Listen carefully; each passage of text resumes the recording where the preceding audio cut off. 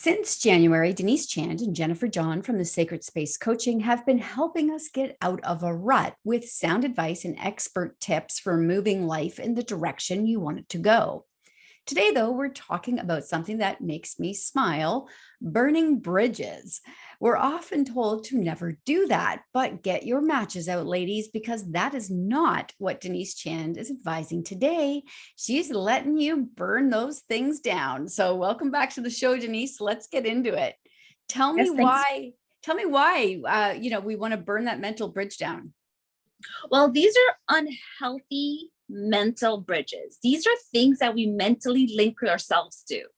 So whether it's our past, it's bad behavioral pattern, a way of thinking, toxic friendship, relationships, anything, resentment, anything that is, those are links that's linking us to these things that are causing us undue stress and keeping us held back and eventually sabotaging our life.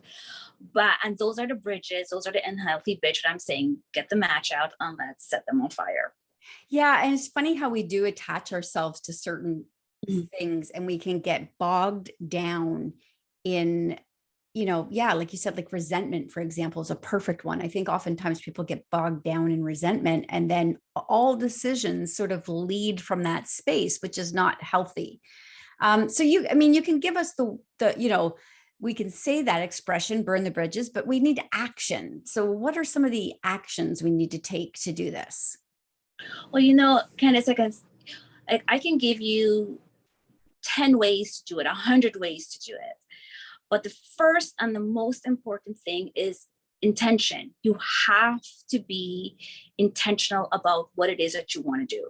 What it is, you have to be able to separate yourself. Well, first of all, like to understand yourself. You have to come to that place of understanding yourself. What is it that's causing me? What is this behavior, this thought pattern, this resentment I have towards my past, whether it's an ex, whether it's a job, a friendship, whatever it is. You have to first come to understand what it is about that person, what it is about that situation that's causing you to feel this resentment, or not even just resentment. It could be anything that's making you think negatively about yourself. It could be something about yourself. So the first thing is to understand that what it is and why are you reacting this way? And if it is a resentment from a past, like a friendship or relationship, whatever it is, okay, you acknowledge it, you accept the situation, whether it's, let's just use an example of a relationship. Ex did something to you, hurt you, whatever it is. And now you understand what happened. You're dealing with the emotion, but that person, or whether it's a friendship, whatever it is, they're going on with their lives. They're sleeping at night. They're dreaming. They're in la la land. They're waking up the next day looking young and vibrant and ready to conquer whatever that day is. And you're waking up with dark circles and looking so haggard and carrying the weight down you. So it's just not right. So I like that. I love that you say that, because it's true. The other person's just moving on with things. But to get to that space where you can understand that you're sort of the problem requires there's a mindset shift that has to happen, right? Because you can't be looking to put the blame on other people. You have to look back at yourself and say, I'm carrying this. Is that right? It's true. It is. You have to come to that point, and you have to, again, like not putting 100% blame on the other person, whether or not they were right or you were wrong, or you're right, or whatever it is. But you have to take some accountability, some responsibility, and say, you know what? Enough is enough. I got to take care of me. I got to stop this. I just can't sit here and reliving and keep rehashing and just entertain those thoughts and over and over and over again, and living in a rabbit hole rather than you should be living in a place of just elevating your life and moving forward.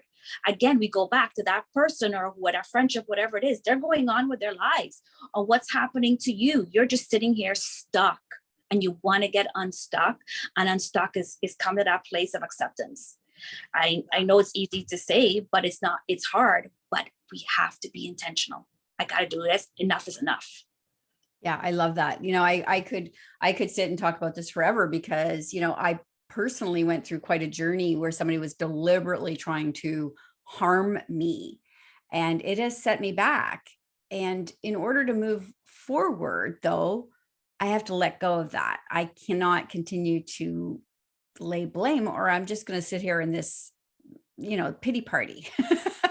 And that doesn't do anybody any good. So I feel this one in a big way, burning that bridge you have to that thing or whatever it is that's holding you back. I feel this in a big way. You talk about releasing yourself from things. What does that look like?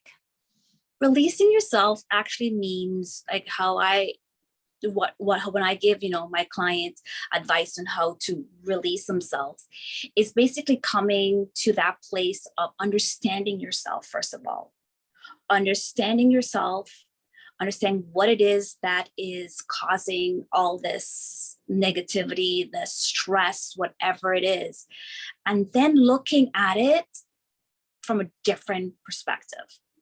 As you said earlier, and what we've been saying for the past couple months, is shifting your mindset. And that is the key. I know it sounds like a terminology now that's being used so often, but it is so important. Shifting your mind is how you look at something. The way you look at it is just reconceptualizing it, how you look at it, instead of just looking it through this pigeonhole. That's the way it is. Step back. And then understanding yourself, okay, you know what, this friendship is causing me this. I'm always feeling that I'm breaking, boundaries are being broken. I have nothing said. I'm dependent on people, whatever it is, and it's not helping me. So once you come now to understanding it and understand the situation, understanding what that person, whatever it is causing that type of stress upon you, you step back, and when you release yourself and you say, you know what, okay, I understand this. I see what this is. This friendship is not good for me. This relationship is not good for me. It's causing me this. I'm drained. I can't function. I'm getting sick. I feel disconnected from everything, and I've just got to let go. And then you're giving yourself permission, basically saying, you know what, it's okay to walk away. It's not helping me. It's not. And you step back, and then what happens when you think of things differently and look and shift your mindset, clarity comes. And that's when you come with a positive outlook for yourself, and you move on. You truly move on, and you leave the past what it is.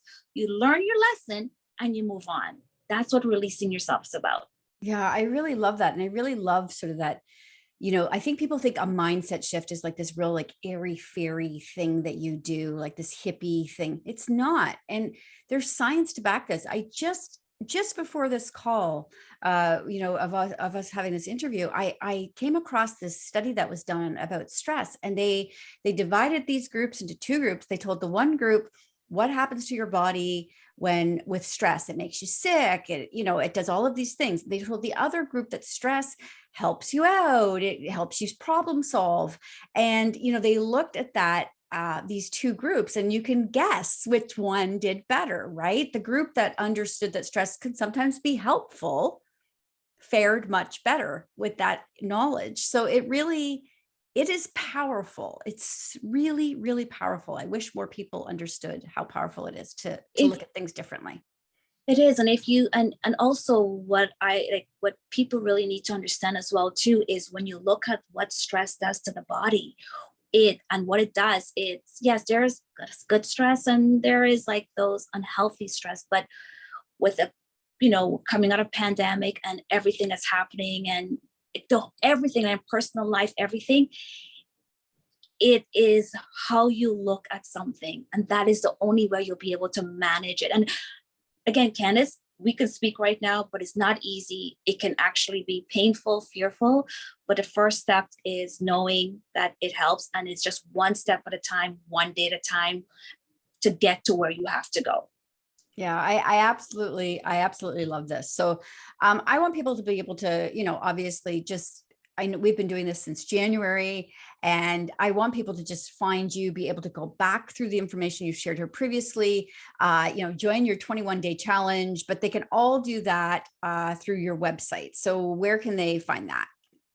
It's just contact us at the-sacredspace.com, and everything about us is there. All our social media, everything. That's how everyone can reach us, to the Facebook link, everything. All right. Amazing. Denise, thanks so much. It's always such a pleasure talking to you. I have all these light bulb moments whenever I'm talking to you. So thank you for joining me again. Thank you.